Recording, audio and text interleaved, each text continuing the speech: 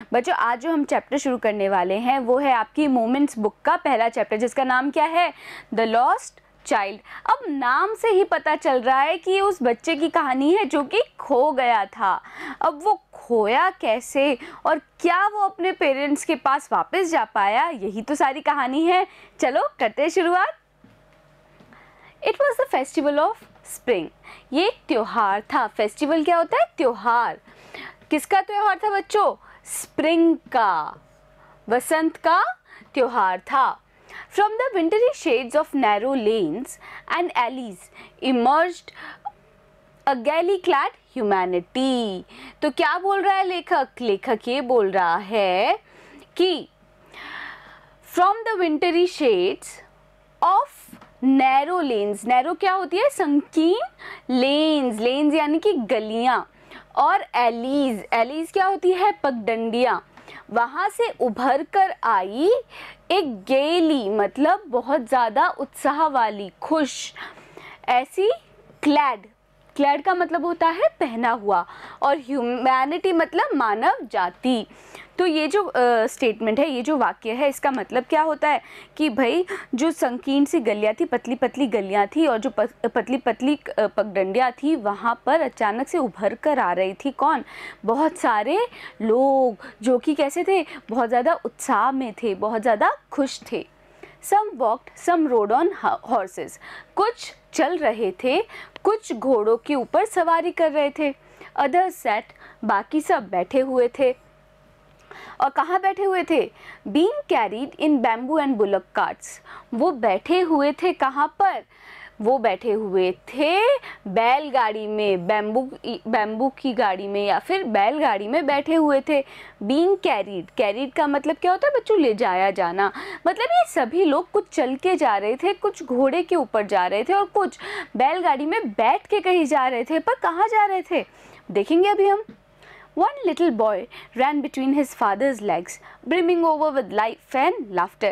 एक छोटा सा बच्चा अपने पिता के पैरों के पास चल रहा था। Brimming, brimming का मतलब क्या होता है? जो भरा हुआ होता है। किससे? जिंदगी और हंसी से, खुशी से। मतलब एक बच्चा था जो बहुत ज़्यादा खुश था, बहुत ज़्यादा उत्साह में था, बहुत ज़्यादा उत्तेजित था।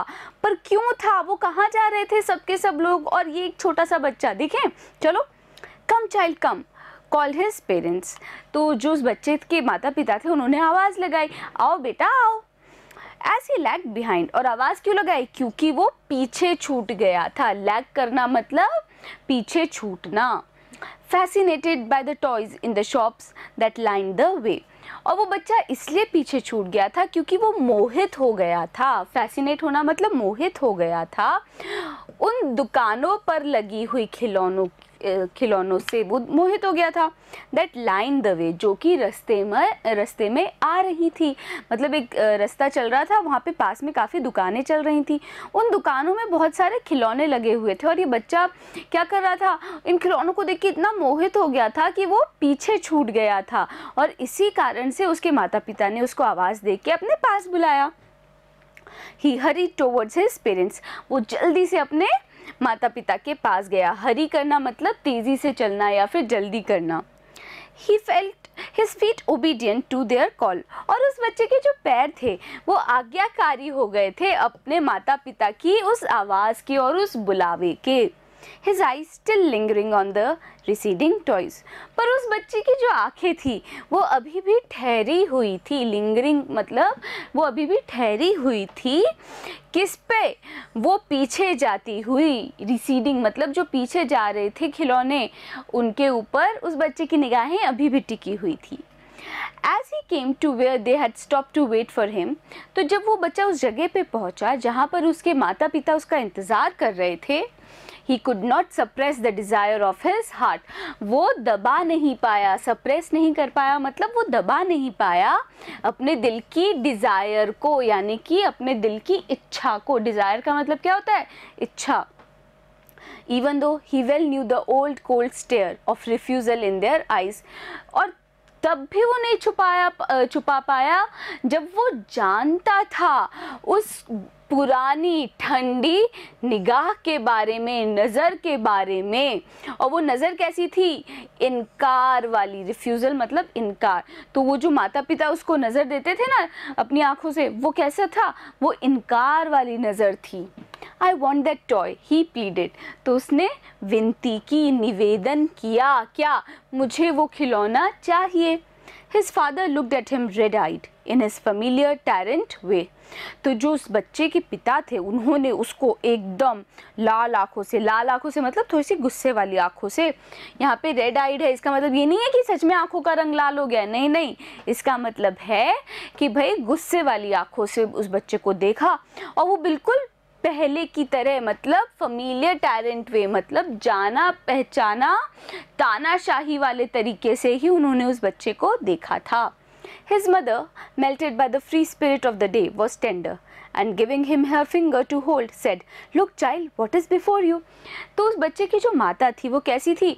मेल्टेड, वो पिघल रही थी उस फ्री स्पिरिट से, मतलब वो जो उत्साह था उस दिन के अंदर, जो मिजाज था उस दिन का, उसकी वजह से।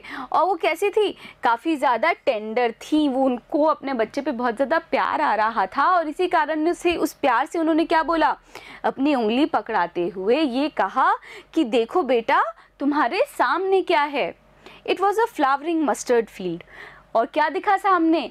एक बहुत ही ज़्यादा खूबसूरत फूलों से भरा हुआ मस्टर्ड फील्ड, यानी कि सरसों का खेत।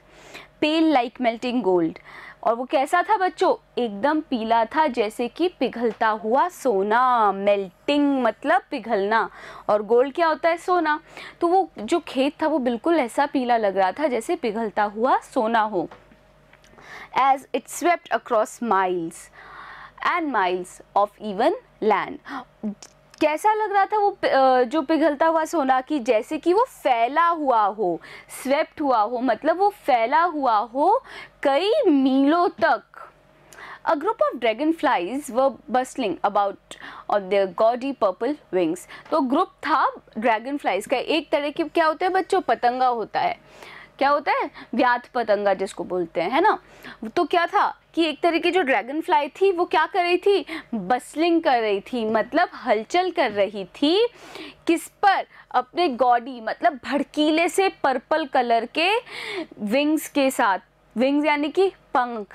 तो ड्रैगन फ्लाइज कुछ उड़ रहे थे, फड़फड़ा रहे थे हर तरफ से, क्या कर रहे थे? अपने उन पर्पल विंग्स के साथ में उड़ रहे थे।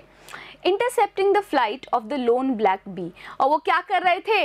वो रोक रहे थे। इंटरसेप्ट करना यानी कि वो रोक रहे थे उड़ान को, भले ही। और वो उड़ान किसकी थी? ऑफ अ लोन यानी कि अकेली, ब्लैक बी भंवरे की, या फिर किसकी? बटरफ्लाई की। तो ये जो ड्रैगन फ्लाई था वो क्या कर रहा था? वो अपने पर्पल विंग फड़फड़ाते हुए वो रोक रहा था जो भी उसको अकेला क्या दिख रहा था? भंवरा दिख रहा था या फिर बटरफ्लाई दिख रही थी। In search of sweetness from the flowers. और ये जो भंवरा था और जो बटरफ्लाई थी वो जा रहे थे कहाँ पे? भाई फूलों का जो रस होता है वो पीने। The child followed them in the air with his gaze. तो वो जो बच्चा था, वो जो छोटा सा लड़का था, वो उनको क्या कर रहा था? अपनी नज़र से ही, गेज यानी कि नज़र, निगाह। तो अपनी नज़र या फिर निगाह के साथ में ही उन सबको क्या कर रहा था? वो देख रहा था। Till one of them would sit still its wings and rest. और तब तक वो देखता था जब तक वो जो एक वो इंसेक्ट था वो अपने पंख रोक के आराम नहीं करने लगता। And he would try to catch it. और वो लड़का उसको पकड़ने की कोशिश करता, but it would go fluttering, flapping up into the air when he had almost caught in his hand.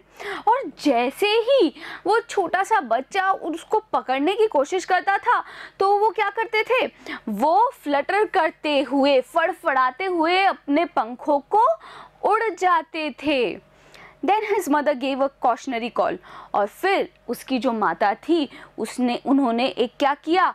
Cautionary मतलब चेतावनी पूर्ण कॉल की, मतलब आवाज़ दी। और क्या आवाज़ थी वो? Come child come on the footpath. और उनकी आवाज़ क्या थी? आओ बेटा आओ, फुटपाथ पर आ जाओ। तो बच्चों एक छोटा सा बच्चा है जो कि कहाँ है, अपने माता पिता के साथ कहीं जा रहा है। रास्ते में बहुत सारी क्या आ रही हैं, खिलौनों की दुकानें आ रही हैं और वो उनको देख के मोहित हो रहा है।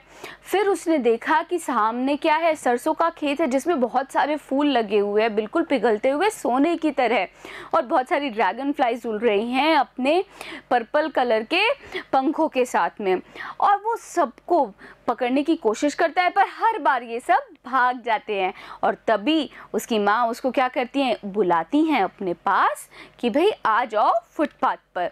अब यहाँ पे लॉस्ट चाइल्ड, क्या ये बच्चा गुमने वाला है, इसका तो कोई जिक्र नहीं हुआ है। जिक्र कैसे होगा जब हम जानेंगे इस वीडियो के अगले भाग को। तो बच्चों बने रहिएगा मेरे साथ, मिलते हैं अगले वीडियो में अगले भाग के साथ।